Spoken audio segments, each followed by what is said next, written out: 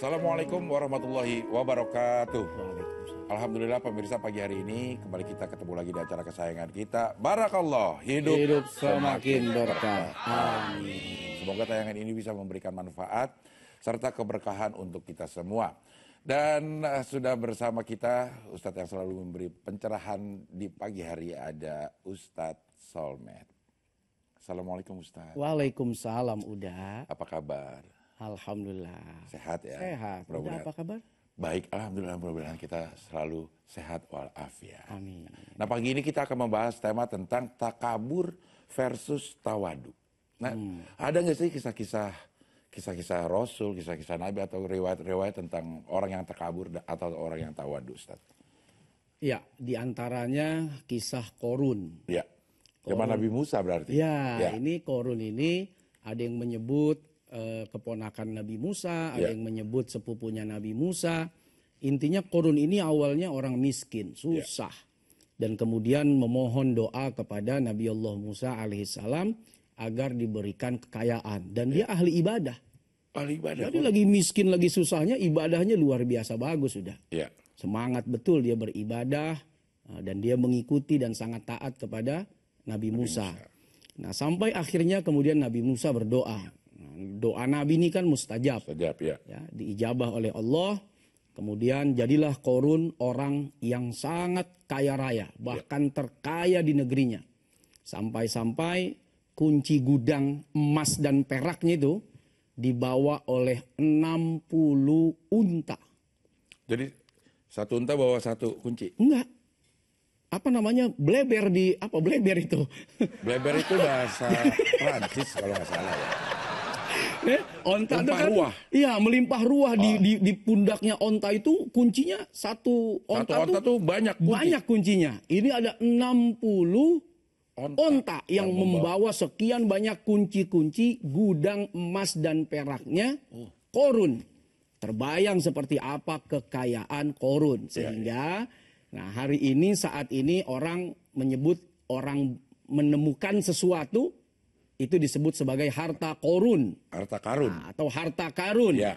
Nah, sampai satu ketika Nabi Musa ingin mengambil harta si Korun dalam rangka untuk membayar zakat, dalam rangka ibadah, tapi kemudian ditolak. Dan menganggap bahwa apa yang didapat ini adalah bagian dari ilmu dan hasil usahanya. Nah, itu dalam surat Al-Qasas ayat 78, Korun mengaku bahwa ini adalah jerih payahku. Ini adalah karena ilmuku, karena pengetahuanku aku diberikan kekayaan. Dia lupa bahwa sebelumnya dia telah meminta kepada Nabi Musa untuk diberikan oleh Allah kekayaan yang melimpah. Saking keselnya si Korun, ya orang kalau udah punya kekayaan yang melimpah, itu kan merasa bisa membeli apa saja udah. Ya. Nah, sampai akhirnya Korun memanggil perempuan nakal. Sini, kamu permalukan itu Musa di depan masyarakatnya, di depan umatnya, di depan jamaahnya, dengan kamu menyampaikan bahwa kamu telah dizinahi oleh Musa. Fitnah lah ya. Ya, dibayar untuk memfitnah Nabi Musa. Sampai akhirnya di satu majelis, tiba-tiba berdirilah perempuan ini. Wahai Musa, engkau harus tanggung jawab karena engkau telah berzina dengan saya. Nabi Musa kemudian sholat 2 rakaat dan ditanya, siapa yang telah membuat yang menyuruh kamu menyampaikan informasi ini atau menyampaikan statement ini? Nggak bisa ngomong tuh perempuan. Di hadapan Nabi Musa, Korun ya Musa. Wah, sampai akhirnya Nabi Musa berdoa kepada Allah agar supaya seluruh hartanya, dirinya ditenggelamkan ke dalam bumi si Korun. Jadi dia mohon kepada Allah sampai akhirnya Korun dan seluruh hartanya tenggelam ke dalam tanah, tenggelam ke dalam bumi.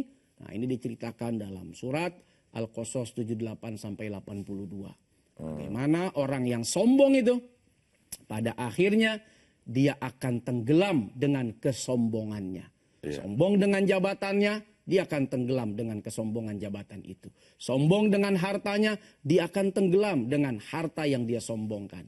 Apa saja yang disombongkan, maka menjadi bumerang untuk kehancuran dirinya.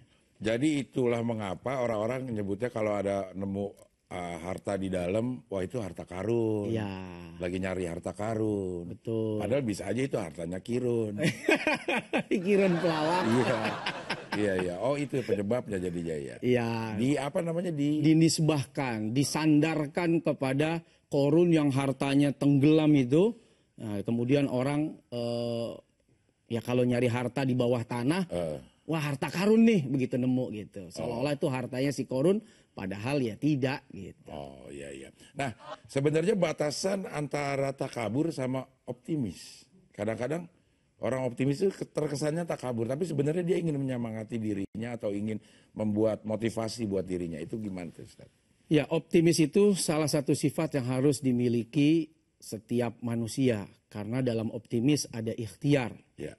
Innallaha la yughayyiru ma biqaumin hatta yughayyiru ma bi anfusihim. Ya. Allah nggak akan merubah nasib satu kaum. Bagaimana kalau dia tidak optimis, dia tidak mau berusaha, dia tidak mau bekerja, lalu dia berharap ada sesuatu yang berubah, ada sesuatu yang dia dapatkan. Nah, kadang-kadang orang memandangnya, lu terlalu obses. Ya.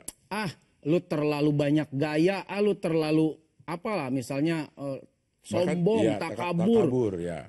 Kerja tiap hari, kemudian usaha, bahkan sampai dalam usahanya tuh menampakkan sesuatu dari hasilnya. Padahal itu untuk mengingatkan dirinya dan mengingatkan orang lain untuk tetap optimis. Ayo selalu ada jalan, ayo usaha, nggak akan pernah Allah tinggalkan orang yang senantiasa berikhtiar. Nah itu semua yang mengetahui pada hakikatnya dirinya udah. Hatinya sendiri. Orang lain tidak bisa menilai, orang lain tidak bisa melihat, apalagi menjas, menghakimi. Ya. Tapi hanya dia dan Allah yang tahu apa sesungguhnya niat dibalik. Ya, usaha dia, uploadnya dia, motivasinya dia, pesan-pesan yang dia sampaikan. Nah, itu hanya dia dan Allah yang tahu. Iya. Tonton tayangan favoritmu mulai dari sinetron, film, hingga siaran olahraga dimanapun dan kapanpun. Semua ada di video. Yuk download aplikasi video sekarang.